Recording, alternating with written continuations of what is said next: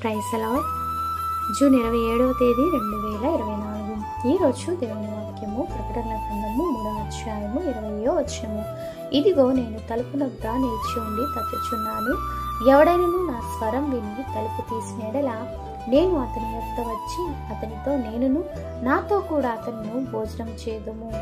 అవును క్రీస్తునందు ప్రియమైన వారలారా, దేవుడు మన హృదయంలో నివసించాలని ఇష్టపడుచున్నాడు. మన హృదయంలో ఆయనకు చోటు ఇచ్చినట్లయితే ఆయన మనలో నివసించి ఆయన మనతోనూ మనం ఆయనతోనూ భోజనం చేయదము.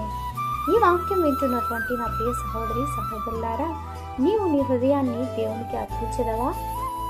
రక్షకుడైన క్రీస్తు ప్రేమతో ఎదురు చూచున్నాడు. ఎందుకని ఈరోజే నీ హృదయాన్ని దేవునికి ఇవ్వకూడదు?